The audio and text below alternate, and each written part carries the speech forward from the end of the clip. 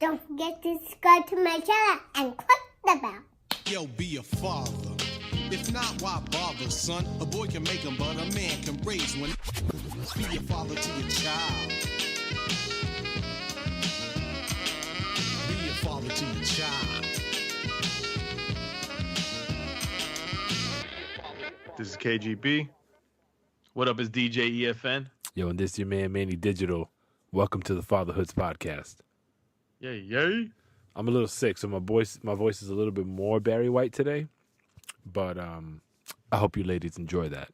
Okay. What's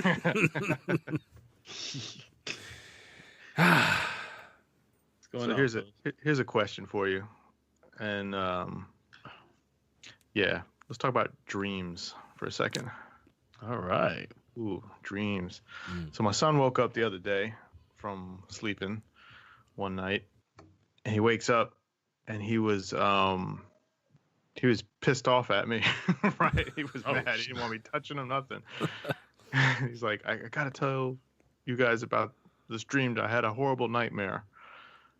And so we're sitting there listening, and he's, me and Dad were fighting and we were yelling at each other, and then Daddy hit me and he broke all my bones, and he's like we were going at it, and he's going through this whole thing. But he said it was interesting because he said his dream was so realistic, like that we were battling it out like that. But when he woke up, he was confused because he just didn't he thought he was still like in the dream, and he saw him and he was still mad at me because he was mad at me in the dream. Nice. Any similar instances like that where just them getting used to like learning that a dream is can be realistic, and how to shake that off? We're kind of, so my 5-year-old, my almost 3-year-old, we're kind of in two different stages when it comes to that. So my 5-year-old understands what all that is, and he no longer kind of like continues the dream into real life, like kind of similar to how your son reacted. So he has an idea, like he can understand, a nightmare being just a nightmare, and it kind of going away. He gets scared, so many times the effect of that would be he'll get up in the middle of the night like crying, and there's like a whole drama associated with that. But never with my son, never something where he wakes up and he's like pissed off, or even the opposite, like super, I don't know, giggly or what have you. My daughter has woken up pissed at me, at us in general. Which one? Older daughter or younger daughter? The younger one, the almost 3-year-old. She'll wake up after a nap, and it's obvious she's had a dream, but she doesn't know how to express that. But then she'll say something like, I don't want you, get away from me because you did da da da da, and she'll like tell you something that you supposedly did to her. And then when when I'm processing, I'm like, nah, I never know, whatever the hell it was. I can't remember exactly an example, but right. But then my wife and I would discuss it, and we're like, oh shit, that was a dream. And we try to talk to her about it and try to make her understand what it was, but she's still too young for it. But it's funny because she gets visibly upset with you, like really catty, pissed off, like angry face, and she don't want nothing to do with you for a while. Yeah, that was the first time that that happened. Like I went to go, give him a hug, and he pushed my arm away because he was still mad. That's my wife. My wife does that. Luckily, my wife was able to talk him out of it, so that was good. You guys believe in any of the like spiritual or mystical things that have to do with dreams? Do you believe in any of that stuff? I don't know, man. I mean, anything is possible. I guess that's the conundrum. Anything's possible, but I don't know. I think I can't put any correlation between, at least in my life, like dreams that I've had while I was sleeping that manifested into anything in my reality. The one that I do place like importance on, or like really look at as a sign of something, the one that they say like when you you dream of your teeth or somebody's teeth missing. Oh, teeth falling or out. falling out. Death is upon you, right? Like someone's gonna die. Right. And usually that's been the case. And it's, for instance, if you dream of, somebody close to you, for instance, and that happens to them in the dream, in our case, it's never been that person or anybody really close to that person, but it's been somebody within our, relatively extended family or group of friends. And a lot of times it's been in threes. And who your teeth fall out in the dream? I've never had those kind of dreams. Me personally, no. My teeth don't, but I'll see other people. Their Just teeth, will- period, fall out in somebody in the dream. Yeah. I don't remember ever having a dream like that. Like I've had in the I've had moment, dreams falling out. I've had dreams where my teeth fall out, but then that was it. So maybe y'all just need to brush your teeth better before you go to sleep. It could be it, yeah. Although I did have a weird experience one time where there was a friend of mine, this is years ago, and I hadn't seen him in months. And somehow he ended up in one of my dreams, and we're all out hanging out and, kicking it. And then as I'm waking up from my sleep, my phone rings, and I hear him on my answer machine saying, "Yo, man, just checking in. Haven't heard from you in a long time." I thought that was weird. That's happened to me often. So, yeah. I feel like there's something about Cubans and dreams that there's a tighter correlation. Because I feel like you're about to tell us a crazy story. No, I don't got a crazy story. I mean, I know that, my family, my mom and my grandma, they've always, they had little things having to do with dreams. If you dream this or if you dream that, and you hear it all the time. There's folklore amongst all different cultures have different symbols, and my girls, Native American, so they have a lot of symbolism in dreams. I mean, I don't necessarily believe it or disbelieve it. I've had some realistic dreams. I'm always dying in my dreams. Damn, which is pretty ill because I feel like I'm invincible. Like, I could die and then I come right back to life. That's dope. Doing all kinds of crazy shit in my dreams. I'm Mad Maxing it in my dreams. But they say if you die in your dream, you're going to live longer. That's one of the things they say. My wife, I don't take my dreams that seriously, but my wife, when she has a dream, those things have significant meaning that usually materialize into something. Related or not, but it's kind of in the ballpark. So she's got some spiritual association somewhere that manifests itself every now and again. They say that you should write down your dreams as soon as you wake up. Yeah, I've heard that. For whatever reason. I can't be bothered. Who's they? Illuminati. All through your body. Yeah, so I don't know, man. I don't know about it. But it is, I would imagine that for a child having dreams, vivid dreams, and that they're scary could be, a scary thing for them. It's funny because I look at my daughter, she's 8 months, and it's cute to see her just like in her sleep and just start smiling or like laughing. I love seeing that because that means she's having a pleasant dream. Right. She's probably seeing my goofy ass doing something dumb. But yeah, that I could imagine that's tough, man, for a little kid to deal with, when they don't really know much about what that is. Kay, when were you able to, I guess, explain or have your child explain to you that they were having a dream? Like when did that moment like click that it was actually a dream, like to understand what the hell was happening? You mean not this specific instance, right? Right. No, just in general. Probably maybe when he was 5.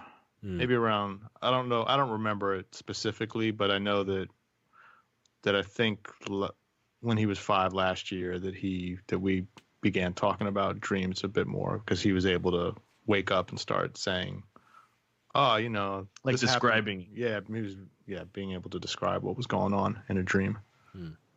Yeah, that's about this. I'd say I think 4 or 5 is when my son actually started to understand it and not be as confused or scared by it.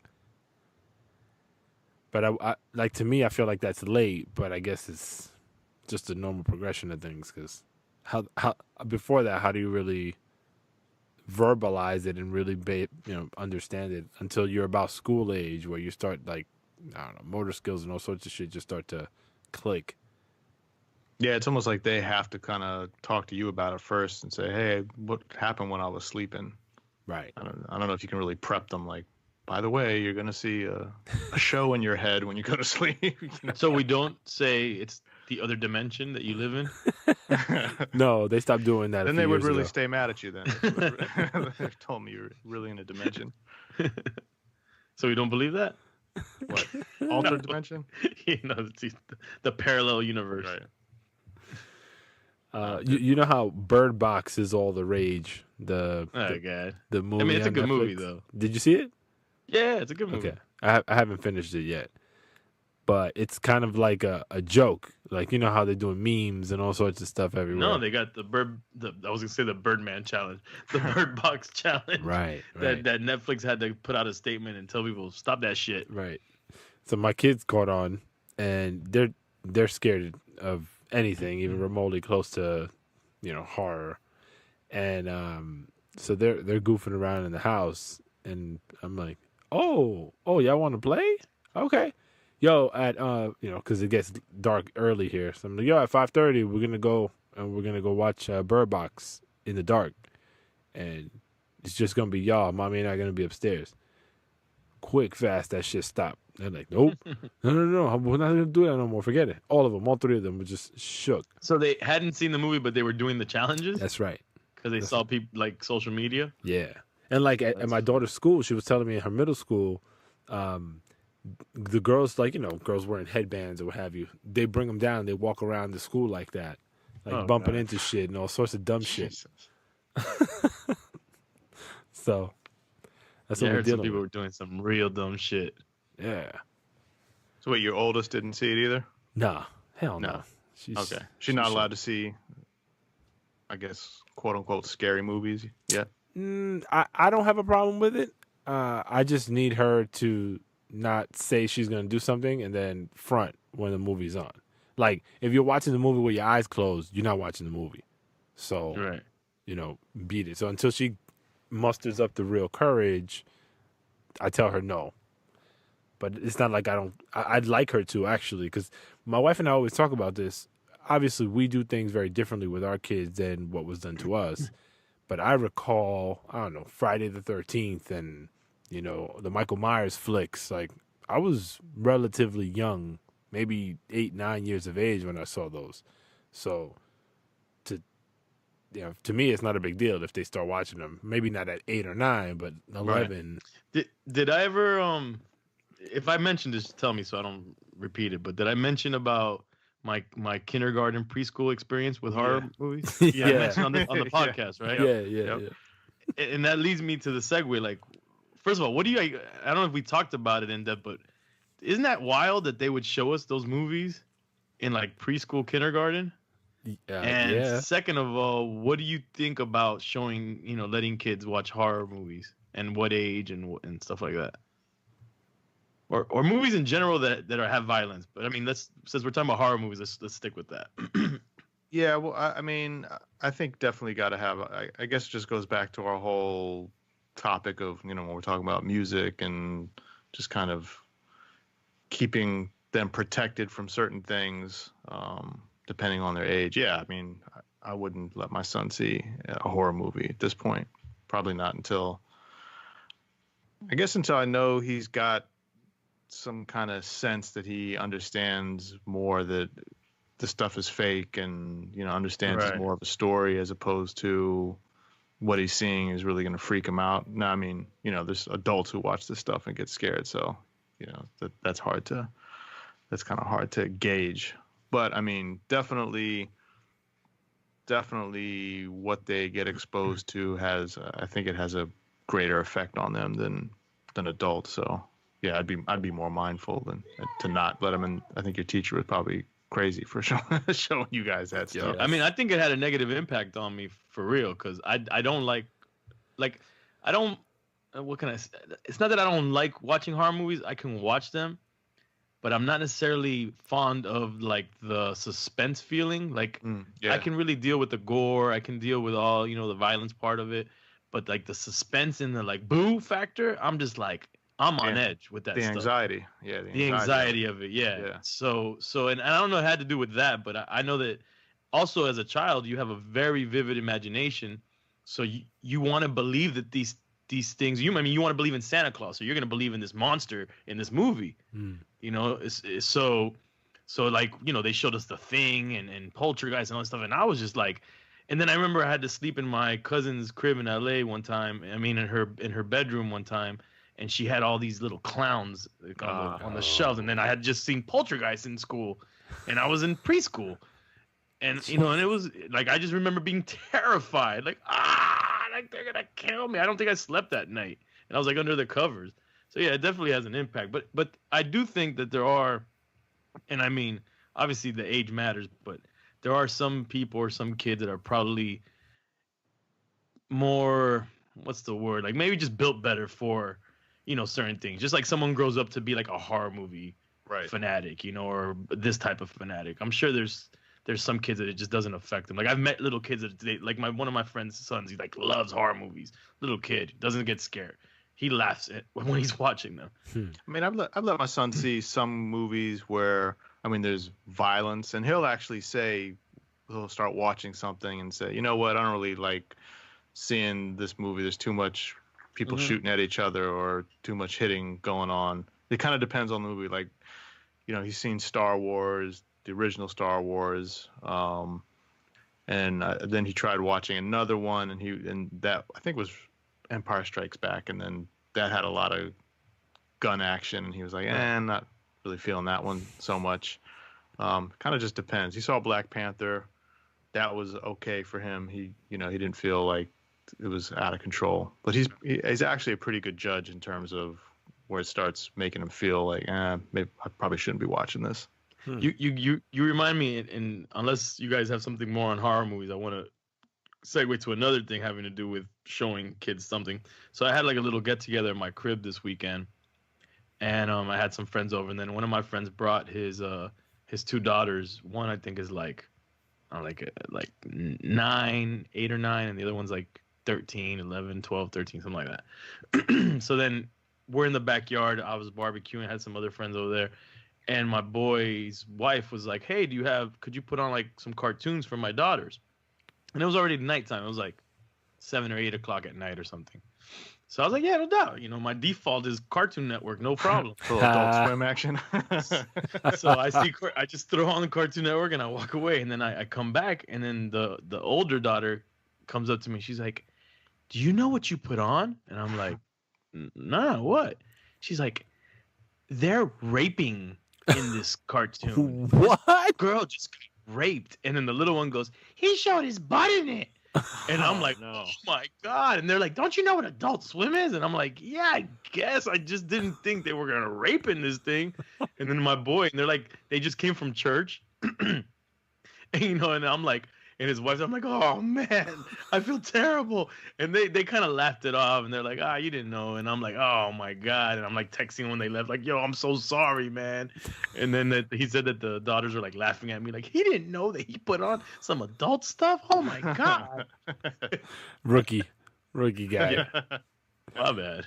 Yo, my daughter, something similar today. So we have a few smart speakers in my house, and so our Google Home controls our TV. So we just speak into it and whatever, you can get your channel or what have you. So my kids are trained to use it, and they ask it a whole bunch of weird shit all the time. But my daughter was requesting to put something on TV, my 2-year-old.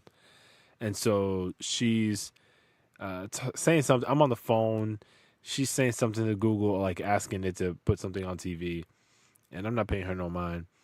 And then all of a sudden, I just hear the TV going. Like some content is on there. And then maybe a minute or two later, she comes looking for me. She's like, Daddy, the TV's doing something inappropriate. And I'm like, what? So I go, yo, it's Chris Brown, you know, gyrating and doing all his movements. Well, it could have been worse, though. It could have been way worse. But I'm like, damn, how is that? I mean, why do you know that to be inappropriate? Like, there wasn't anything Crazy. Yo, cause when I looked up at the TV when the girl told me that, I see an alien with 3 tits. Cartoon alien with 3 tits. I'm like, what is this, yo? Yeah, man. So the smart speakers are a powerful utility, but you got to be used wisely. Yeah. Our latest guest here on the podcast is Mr. Fatherhood is Lit. His name is James Lopez, straight out of the Bronx, but currently resides in Staten Island. And he's been a tech entrepreneur. I know you've had a startup or two under your belt. And now I think you're focused on a bunch of different things involving fatherhood and emerging technologies and different kinds of things. So we wanted to bring you on, Mr. Lopez, and chop it up. So thank you for joining the Fatherhoods. Thank you. I'm honored to be here, man. Represent. Word. So, I mean, we'd love to learn a little bit about kind of how Fatherhood is Lit became a thing and you know what the genesis of all that was. Do you care to take us through that? Oh, of course. So first and foremost, Fatherhood is Lit is making sure that that dads like myself, especially dads that come from the hip hop culture, know that their presence doesn't have to be boring, where they could actually have some fun with their kids, you know, and they don't really have to change so much. And it all started out after I folded my last tech startup company called The Fat Startup. We folded that, and then for like about a year, I was just trying to figure out what I was going to do. And I was actually chopping it up with Premium Pete about presence over presence. And we wanted to work together, but it was just, the timing was just off. You know, he's super busy. I was super busy. So we both did our own thing. And then, couple months later, a friend online who started the company, he was a co-founder of Blavity, actually told me, yo, James, you're the CEO of Fatherhood is Lit. Like, I love seeing pictures of you and your kids and all the cool things that you guys get to do. And I was like, man, that's it. I got to build this. You know, I just took the entrepreneur route and said, I really don't know what it's going to be. Let me just start building this and start building out the community. And here we are today, about a year and a half later, and I'm working with some of the top brands out there and working with some cool fathers. Dope. Yeah, that's ill. Yeah. So what made you, I guess, what gives you the passion for making fatherhood kind of your spearhead for what you're doing? Is it? It started with me talking trash about fatherhood. Okay. You know, talking to your friends, and you know, your friends telling you, man, you know, my kid, I work 40, 50 hours, and Saturday he wants me to take him to a baseball game, and I just can't do it. I'm tired. You know, and me telling my friends, yo, are you crazy? Like, you're tired. Like, this is what you work for. Like, you work all week to be able to provide for your kids. So Right. wake your ass up and go chill with them, man, because sooner or later they're not going to want to chill with us. Right. You know, and luckily for me, like, I grew up with my dad, but it's like I tell everybody, like, he wasn't there for my special moments. You know, he missed my wedding, missed my graduation, my master's, everything. But he was still there for me. I would have loved for him to be at these events too. And, you know, he had to choose work over that. So it was just me telling my friends, yo, the dollar's going to come, man. Like, just keep, you know, have some fun with your kids, man. Like, make some memories instead. So you just trash talking, beating down on your friends because they're lacking in the dad department. What is, so like, as far as a movement goes, right? Like, I saw you on I think it was New York One, maybe. There was a clip that you were doing some coding at a spot in Staten Island. Is that the concentration of what you guys do, or are you guys doing a bunch of different things across the board? So my main thing was focusing on events. It started out with me going to an event and basically taking over for dads. You know, like going to an event and where they kind of like forget about us and they just have fun with the kids. I would come in there with my kids and actually entertain the parents. That in turn turned into companies like Home Depot telling me, hey, can you host, you know, our monthly event, bring your group of dads. So what you saw in New York One was us just playing around saying, you know, we love hip hop. We're ingrained in the culture.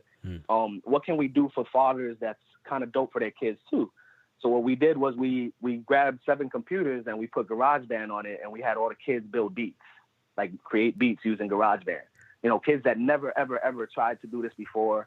Dads that probably looked at their iPhones like, what the hell is this? You know what I mean? Like, they actually sat there and they created a beat for about an hour and a half. Wow. And the beats were hot, man. Like they weren't some trashy beats, you know, they were pretty good. Yo, what's So up? that was just a test. Send some beats, Yeah, man. Yo, they killed it. Yo, they killed it, man. I mean, they killed it. And you know, looking at them, it was incredible because the dads are looking at them like, I didn't know you could do this with this technology, but I also didn't know I could sit here and do it with you. So our whole thing was, how do we get dads to interact with their kids? You know, kids are always going to have fun. What can we do for the dads? And that beat class was one of our examples, just to show the world that we could kind of grab technology and make it fun for the parents.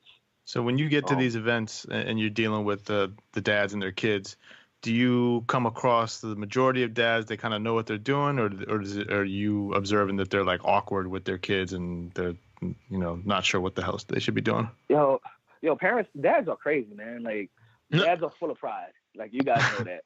So I see dads, you know, come in sometimes. Sometimes they're a little awkward. They're not sure how to do certain things with their kids. Most of the time, they just focus on their kids and they're having some fun. But I've seen dads do like Legos, like simple Legos. You know, you really think Legos are a simple device. I've seen dads build those and then quit. So we just go in there to reinforce it, like tell them, yo, it's okay. Like you know, you never used Legos before. Like who cares? Nobody's judging you. You know what I mean? So we go in there, and what I've noticed is that dads are actually chilling, hanging out, and they're making friends with other fathers. And that's something that you guys know how it is, man. Dads don't like to make friends with other dudes like that. It's like a dad network. Yeah. Yeah. It turned into a dad network, a collective. I like to call it a safe place where dads could come through and do them. You know, if anybody's gonna embarrass themselves, it's gonna be me. I'm the one standing on a podium telling them, yo, we're gonna go paint these Venom 3D figures. You know, my kid is the one teaching me how to do this, and I'm gonna mess up. So before you guys mess up, look at me. I'm gonna mess up first, and I don't really care. I'm having a good time with my kid. I like that. How many kids? They notice that. How many kids do you have? I have 3. Okay. 3 boys. Ooh, That's a lot of energy. Yeah, man. It's a lot of feistiness, a lot of talk back. It's scary. How old are they? It's very scary. So I have a 12-year-old, a 6-year-old, and a 2-year-old. And it's definitely a challenge all across the board. And what's your cultural background? So I'm Puerto Rican. Puerto Okay. Rican, born and raised in the Bronx. cool. What part of the Bronx? South Bronx, near Lincoln Hospital, Alfred E. Smith, Yankee Stadium. Oh, okay. Yeah. I'm that area. I guess the hipsters are calling it Morrisania or Mott Haven. Mott Haven. I don't know what they're calling it now. Yeah. All right, we're not too far from each other. I'm more or less from similar area. Yeah, man. So it's the hood. Right. So the hood. So we were talking about like dreams and how our kids kind of in KGB's case here, he was expressing how his son woke up from a dream and like felt a way about him. So he was kind of like not himself with K, like, you know, pushing him away and like almost mistreating him. Cause apparently in the dream, K broke his bones and Right. didn't treat him. We were going at it in the dream. So we were, Violent. yeah. So like, have you had that experience? Like, has your kid ever woken up from a dream and not really understood what was going on and like took it out on you? Oh hell yeah, the 2-year-old wakes up like sometimes he sleeps with us, and he will wake up in the middle of the night just fighting somebody, but I'm the one catching the kicks to the face. and you can't stop him. You know, I'll be there. His name is Justin. I would be there. Justin, it's okay. Wake up. You know, what seems like 10 minutes is really like 30 seconds, but he's kicking away, punching, and there's nothing I could do. And then there's the other times when he's awake and he wants nothing to do with me. He just wants to mess with his mother. That's always fun too. And how do your kids feel about what it is that you do? I mean, I'm assuming they got to be happy about that. You know, you're putting so much time and effort into being a great dad and giving them time. I mean, do they understand that, or is it just kind of normal to them so they don't think twice about it? No, I think they're starting to get it more and more, where now they're offering to like do certain things for me. Like my oldest wants to do videos for us now. My middle child, he wants to do like openings. You know, he wants to do like his Ryan thing. And it's like Wait. It didn't start off that way. You said Ryan, like Ryan's toy review? Yeah. Oh, so he wants to do that for me. He's like, Dad, can it be? He calls himself Jordan's Judgment. So he's like, yo, can it be Jordan's Judgment under Fatherhood is Lit? And I'm looking at him like, man, I can't do this right now. It's a lot of work. But I still let him do it. Like they still do videos. They still have fun. Going back to your question, I bring them into the fold where it's like that time that I did the interview with New York One. What they didn't show was that they asked me about my son, and I told them that he's my co-founder. That's the way I treat it. Right. That's the way I treat it. Like I was raised in poverty, so I'm teaching my son, you could do it this way, where you could go to school and get your money that way, or you could be an entrepreneur, and here's your dad doing it. Now, instead of just watching, how about you be part of it? And he loves it. He loves it. Like they give me ideas. They'll tell me, like if we go to an event, they'll tell me, Dad, that was whack. I don't like that event. We could do better. Why don't we do this instead? So it brought them into the fold, and it's teaching them things that all parents want to teach their kids without me having to force it on them. I'm not being that dad that's all on top of them, telling them, well, you should do this, you should do that. They're just falling in line with it. And, the perks, they love the perks, man. Like, let's be real. Like, they get to do some really cool things that me as an adult, I've never even thought I would do. So they love that stuff. What is it that you think is driving you to be, the father that you've become? Like, what are some of the influences that you think have affected you to be the person you are as a dad? It's crazy, man. Because I don't know if you guys were watching like the R. Kelly thing. Yeah. No. Like, No. I watch. Well, I didn't watch it, but we like know what's going on. Yeah. So I watch a lot of shows that involve violence, like like Gangland and into like regular shows like Mayans and stuff like that. And one thing that I've always seen in these shows growing up is that they always said I didn't have a father. So to me, it's like, man, I was lucky. Like I had my dad. I grew up in a neighborhood where a lot of kids didn't know their fathers. A lot of them didn't even know their mothers. They knew their grandmas. So it's like, I can't mess this up, man. Like that would be whack. Like I remember sitting down with a tech guy, and the tech guy telling me, the biggest failure you could be is failing your family. And that hit me hard, where it's like, yo, I made these 3 kids. I want them to be good little dudes, man. I don't want no R. Kelly situations with these kids. Right. And I don't want anybody else to take advantage of them. I want them to be productive members of society. If I'm not around to teach them these things, then who will? The streets? The streets can't teach them what they need to learn. And that keeps me focused. I came from poverty, graduated college, had a 6-figure job, decided to quit to go do a startup. In my family, I was a failure. But I know what I was doing, man. I already got everything that they didn't get. I could fall back on that. Now it's time to like build something different and try to push the kids that way. And so I'm just leading by example. Yeah, you build that wealth for your kids, not just the short-term money. Yeah. I mean, if the problems come and I need to go back into tech and work, so be it. But for now, we've been blessed, man. Let's try to change the world. Let's try to show them different things. Like you guys are doing different things, and it's to cement your legacy. Or your kids see that. You don't have to explain that to them; they see it. Yeah, well, like you said, that they're seeing you in action doing it. So I think that's I think there's a lot of kids that don't necessarily get to see. We have parents and people telling them, yeah, you can do this, you can do that, do this, and kind of goes in one ear out the other. But to actually see someone in action doing it, that's a whole nother thing. Yeah, man. Yeah, that's exactly it. And I think by you working on the things that you like, or even the things that you don't like, if you have to go to work 7 days a week to maintain your family, just by doing that, you're teaching your kids something, and you're teaching them something positive. You're teaching them how to maintain that family, how to keep the boat afloat. Yeah, and consistency. There's nothing wrong with that. Yeah, yep. Discipline. You teach them discipline, hard work. And then from there you set that foundation and hope that now when your kids grow up, they go off of the foundation you set for them, and they create another one, a higher one. Like they raise the bar. And that's the thing for me. Like I just want to raise the bar for them. Let them. In your experience. Sorry, go ahead. Yeah, no, I was gonna say, like, I bought real estate out of college. That should be a foundation for them. They should look at real estate and say, man, we could do this whenever we want. What's the next step? Right. How do we further this? I think that's dope. Like, laying down the foundation and letting them build from there. In your experience of meeting all these different fathers, is there anything that you've identified that a lot of fathers that you've met, like that there's like a common thread of shortcomings or things that people, mainly with, let's just say for the sake of the conversation, like fathers within hip hop culture, let's say, for lack of a better, term. Do you see anything have you identified anything that you think that fathers could improve on?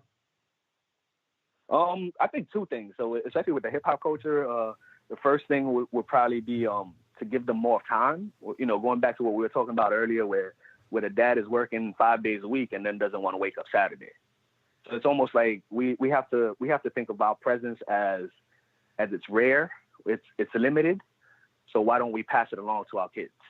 Because you wake up at 9, like for some dads, like their kids will wake up at 9 a.m. and the dad will say, I don't want to go out with them. But by 10 a.m., you know how it is. They're knocking on your door. They're waking you up. You're not moving. Right. Like you have to move now because of them, but you're not going to leave the house. So you might as well do something productive. So it's all about giving more of your time. And secondly, the music, man. Like I think with the music, my kids, they live the hip hop culture. They're watching YouTube. They're listening to Spotify. They're listening to a lot of music with curses. I'm not going to stop that. I can't stop that. They're going to listen to their music. They're going to consume what they want. But what I can do is sit down with them and talk about some of the bars, some of the lyrics. Right. And I think that's very important because especially now with the troll environment, like it's very easy for a kid to think that they could just troll their way through life and become successful that way. And it's like, nah, let's take it back a little bit. Like, let's take it back to the fundamentals, learn how to read, learn proper math, let's do these things first. I don't think we could take that away. Is there a certain age where you kind of open the gates for your kids to start hearing songs with cursing, or has it just been once they became interested in music, it was kind of free game? So when my first child was around, I tried to hide it from him like the first year, and then I just got tired of it. Where it was like, man, this is the music I love. I know he's not gonna go grab a gun and shoot the place up. So let's at least talk about the music, and I just exposed it to them. I believe in exposure to your kids. Like I think with my father, he let me roam all around the Bronx. When we didn't have cell phones and stuff, and I learned a lot about myself and the city, and I didn't necessarily do anything bad. So I think you give them a little bit of leeway. Like I'm one of those dads that doesn't believe in censorship, and so far we've been good. So does that mean, like in the household, and I struggle with this all the time, I try to filter what I say, but many times I'll motherfuck this or be like, yo, shut the fuck that and get the fuck out of here, and to my kids. But you know how people say like, yo, stop cursing at me, right? And I guess you could say you kind of try to curse with them, not necessarily at them, but like I get conflicted because that's the natural way I want to express a particular thing, especially when it's like in jest. Like I'll be like, get the fuck out of here. But I always have that. I always have that conflict. Do you find yourself feeling less strict about that in your, as you parent? So I don't believe in censoring them, but I still censor myself somewhat. But there's a lot of times where the curses fly, and they hear it and they'll tell me, "Yo, Dad, you owe some money for the tip jar or whatever they have." You know what I mean? But I'm not perfect, man. I probably fail, probably like 80% of the time. Like it came to a point where when my first son turned like about 2 or 3, I was just tired of hiding who I was. So it was more like, yo, I'm gonna listen to this music. We're gonna watch the movies we watch. That's the way I was raised. I came out okay. All right, I'll raise you the same way, and whatever problems we have, we'll talk about them. So what about for some of the lyrics, where some of the songs where there's a lot of like sexually explicit lyrics and stuff like that? Do you end up having to sit down and talk to your sons about that stuff if they are indeed listening to some of those type of songs? Yeah. So my oldest swears he doesn't have a girlfriend, or that we don't know that he has a girlfriend. So we haven't had that real explicit birds and the bees talk, but we've like flirted with it, where something will happen on TV and we'll talk about it real quick. I'm actually, once again, since I'm not perfect, that's one of the topics that I'm scared of.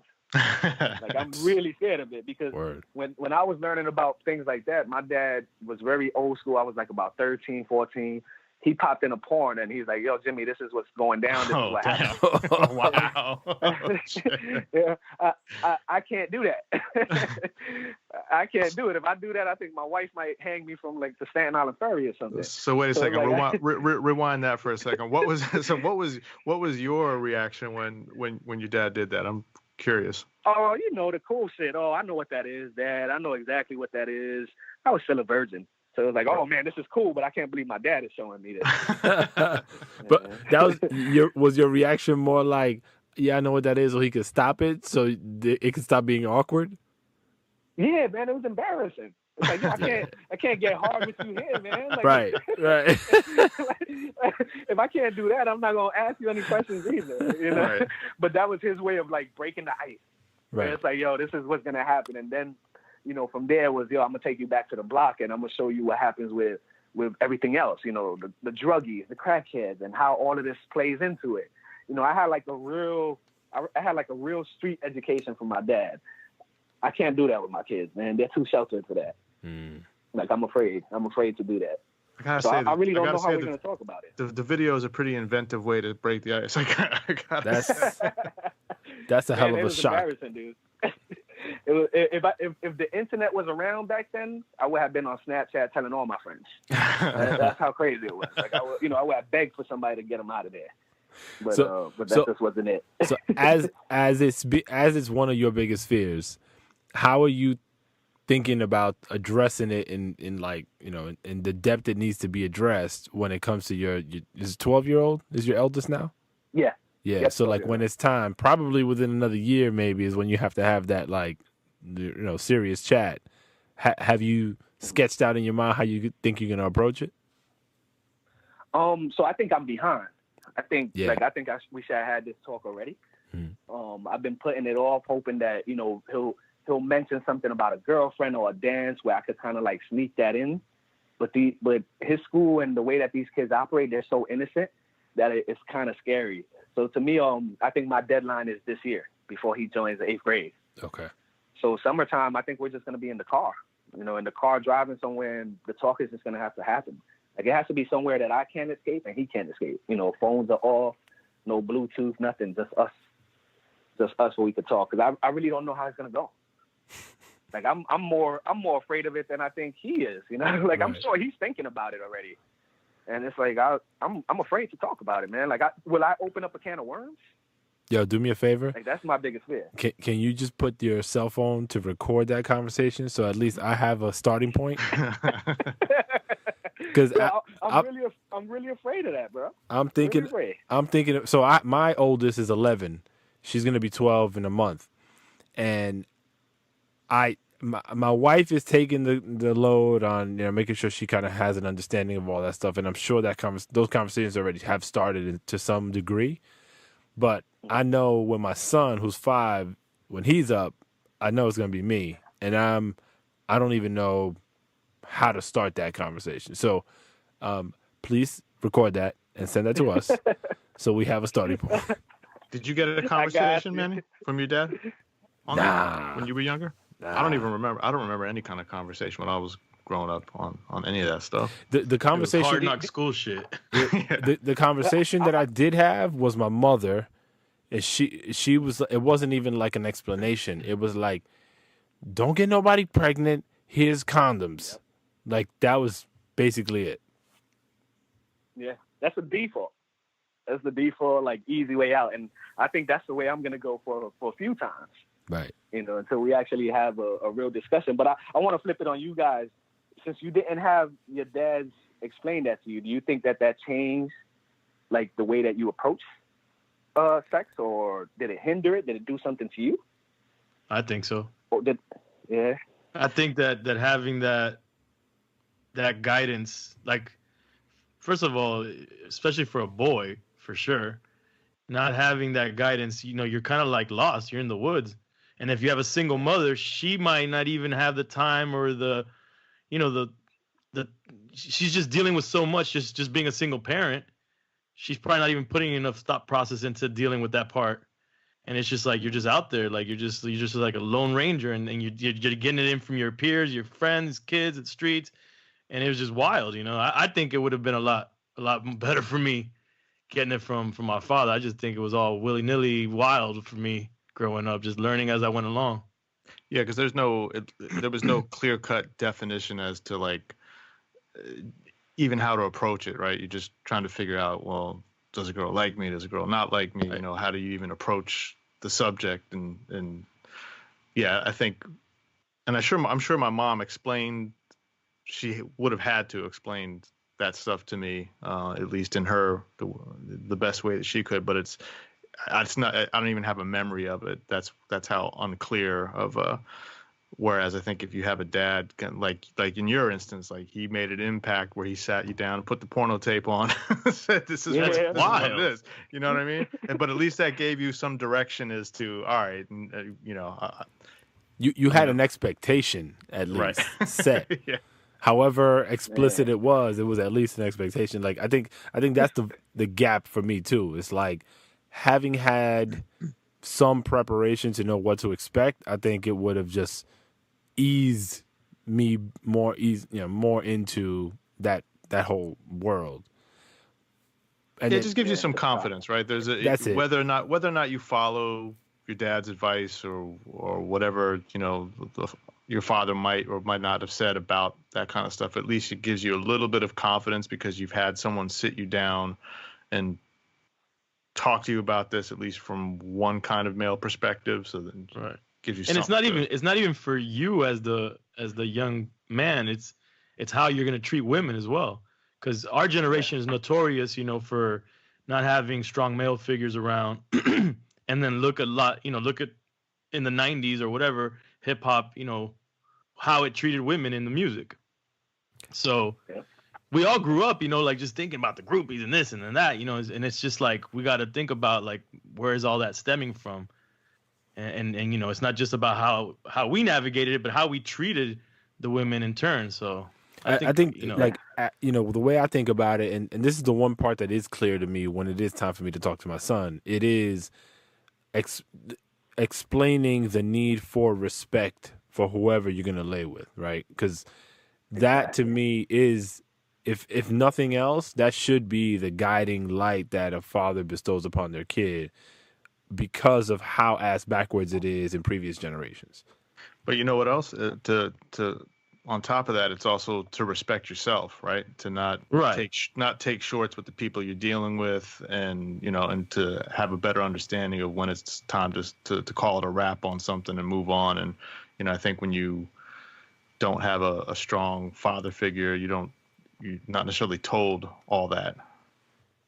Yeah, no, I agree. Oh, that's crazy, because when I talk to certain dads about, you know, fatherhood and having that talk with our kids, those are some of the things that pop up.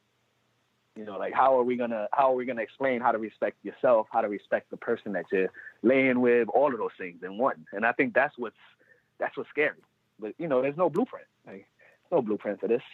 Yeah, and sometimes accidentally we might perpetuate the negative things that, you know, we learned or lack of learning to our, you know, children, which is a little scary too. And that's why things like this and the networks that you're doing, it's very important, you know. Yeah, because I mean, you said it at the open, James. Like we men, but you know, fathers. There's a lot of pride involved, and so with that comes this whole, I don't need nobody else, and you're just fearful to go and reach out and get advice from other people, even your close friends. Like you don't feel, because close friends are probably the last resource in some cases, because everybody's always clowning everybody. And so when it's time to have like a needs based conversation, it might not be the group of people you turn to. So we kind of shoot ourselves in the foot, but it's something that we got to get over, because it's definitely important. Yeah, I mean, that I was one of those people that didn't want to mess with dudes, period. Like if you had met me 10 years ago, you wouldn't have thought I was going to do this. Like I would have been sticking to tech, because my thing was I never wanted to meet new dudes, and I didn't want to hang out with them. That was just the New York pride in me. It was like, nah, man, unless it's a whole bunch of females, I'm not going. And then I met a group out here that put me on, man. Like they hooked me up. You know, it was that group, and it was like, man, like I was thinking about this all wrong. You know, I was too prideful. Yeah, man. They really, you know, they took care of me. So what's that pride, man? That pride will kill a dude. What's the biggest thing? what's the biggest thing, James, that you've learned so far being a father that you didn't think you were gonna understand or even learn? Oh man, so much. I think the biggest thing was I never thought I would be full of knowledge that I could give to my child. Where it was like I've done so much that I didn't think I've lived life enough to have the privilege of being a dad. You know, like I had a child at 26, which is super late in my neighborhood, and it still felt like I was doing it too soon. Where it was like, man, I don't think I'm gonna be ready for this. So I think it's just like any other dad. I felt like are my shortcomings gonna kill me while doing this? You know, where am I gonna wake up every day and go to work now that I have a child? Am I gonna save up money for them? Like it was a whole bunch of, will I do this? Will I do that? And what I learned was that that you're never ready to have a child, it just happens. And then after that, you just like, you regroup and you make it through it somehow. Like, it's like, this is like a job. Like this is a job, you know how they say that this is a job that you never that you can't quit. Right. It's true, because this is a job, like when you go start a new job somewhere, you don't really know what the hell you're doing, but you know you don't want your boss to fire you. So you do whatever it takes to make it. And this is the same thing with my kids, where I never want to lose at raising them. So because of that thought mentality, which I didn't think I had before, I'm able to try anything for them. And of course, I'm going to take some lumps here and there, but we keep it moving. What's your wife think of everything you're doing? She loves it. She loves it. Like, she wanted me to do something with the fatherhood stuff while I was building my tech company. She was raised with a father and a mother, white picket fence, but she liked that I was able to get other dads to like lower their guard, where now they're chilling with a whole bunch of other dads, coloring, painting venom heads and stuff like that. Like she kind of likes that because she knows I like the challenge. And when I did this, everybody that was in tech that I knew told me that you're crazy. Like, you're crazy. Like, don't waste your time with this. There's no money. Go do technology. Do you bring people from the tech world into the fatherhood's lit stuff that you guys are doing? I started doing that. Like, I've been bringing dads. Like, I have a friend who does a 3D printer farm. So he's a big part of my movement, where he's the one that creates the 3D stuff for me. So at the same time where he's creating it, I'm actually teaching other dads how to do it too. That's dope. Where now they get to learn how to build it and stuff like that. So yeah. So we're bringing in the tech people, but to me it's all about what's happening at MSG tomorrow. What's happening at Madison Square Garden next week? How do I get in there, and how do I make sure that the dads that are in there have a blast, where they could come back home and tell their wives, I was out here with my son, and we met Michael Jordan or something, and it was all because of Fatherhood is Lit. Dope. Like that's my goal. Like, how do I make something that you could normally do with your child? How do I make it spectacular? But like that, you could say, even on the bad days that I do this, it's still cool. Like, I understand that I'm not always going to meet a star, but I like doing these Legos with my kid anyway. And I never thought I did. You know what I mean? So it's almost like breaking down that barrier. Like, let's have some fun, man. Like, stop acting like we're grown men where we don't like to have fun too. You know what I mean? Like, we want to be there. We don't want to be there bored as hell watching our kids do our thing. Like, how many dads do you see at a baseball game falling asleep? Yeah, that's not your thing. That's not your thing. Then don't do it. Go do your thing. What do you say to like the ice grill pops, right? So like for instance, I'm one of those. Like, if I got to go to a school function, or not necessarily a school function for my kid, but like, I'm at the kid's school for something, and there's a bunch of parents congregated around me. I'm mean mugging, ice grilling, just so that I don't get approached by the parents. Man. I'm kind of with you. I really don't think you're on the yard, dog. Yeah, that's my mental. That's my mental. Schoolyard. That's not the prison yard. With that, I run into them all the time, man. And for some reason, the ice grill pops is the one that I gravitate towards. Like, I like going towards them and fucking with them. Like, I like going to them and telling them, how you doing? Who's your son? What are you doing here? What do you do? By the way, you should come to one of my events. And that's how I really fill them out. Because I think sometimes the ice grill pops, they might want to avoid the questions from the teachers and the other parents, but they want to talk. They want to chill and get to know people too. Like, you want to know who's at your school. You want to know who's surrounding your kids. James, Right. if I see you what I mean? if I see you with the big Kool-Aid smile walking downtown somewhere, I'm across the street, B. Yo, man, I wasn't like that, man. I'm telling you, I wasn't like that. But I learned that dads need another father like me to take that pressure off of them. You know, if we're in a room full of 100 women and they're saying, yo, males don't belong in this event, I'm going to be the first one walking into that event saying, yo, we here. What are y'all going to do about it? Yo, y'all didn't say no men. It's just a women-led event. You know, and that's what I do. Like, I go to, you know, when Toys R Us used to be around, I would get the ice grill, not from the dads, I would get it from the moms. Like, what are you doing here? It's like, yeah, we here. Like, I take care of mine. What are some of the? Do you guys have some upcoming events you want to talk about, or like how do people get us to know more about what Fatherhood is doing and yourself personally, James? So sure. So for the next couple of months, we're doing our own events called the Art of Fatherhood, which is where we paint these 3D figures, usually with a theme like Thanos or Venom or something like that, or Captain America. The last one we did was Fortnite. We're doing a little bit more of the music stuff. So we did a beat class. I mean, we did a beatboxing class this past weekend. That's dope. The end of the month, we're gonna do we call it Catch a Tag, where we're gonna take graffiti stencils and we're gonna make our own work of art. You know, using like the 4 elements of hip hop. Like now we're gonna go do graffiti. So I'm gonna focus on that side. Like, how do I bring hip hop to the fatherhood side, but also make it educational? So I'm gonna focus on that. And for people to follow us, you know, you go to Instagram, Fatherhood is Lit. You go to the website, it's cool4dads.com. I always ask the question, you know, if somebody goes somewhere, yo, was it cool for dads? That's the name of the site. And we make sure that we do that. And then our usual partnerships is every month here in Staten Island, we partner with Lego and Home Depot, and we're part of their monthly free workshops.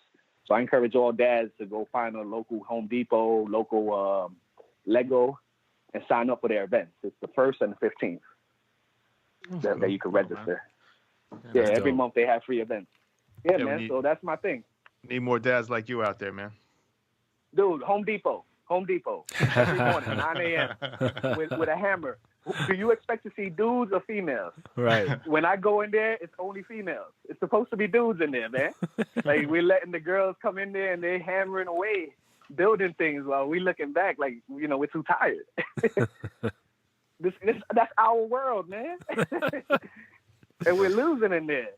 Those testosterone shots. Yeah, man. You know, so you know that's what we do. We make sure that the dads are taken care of wherever we're at, and they could just follow through the site. That's dope, man. Yo, James, man, it was a pleasure having you on the show. We'd love to continue to keep in touch and build, man, because this fatherhood community needs to be stronger and bigger. So hopefully we can collab in the future. Oh, for sure, man. Hopefully, man. I would love to do an event with you guys one day, man. So let's get it going. Figure out how to represent for the dads. Yeah. Thank you, man. It was an honor. All right, brother. All right, man. All right. Have a good one. Later. Take it easy. Thanks. No, indeed. Don't forget to subscribe to my channel and click the bell.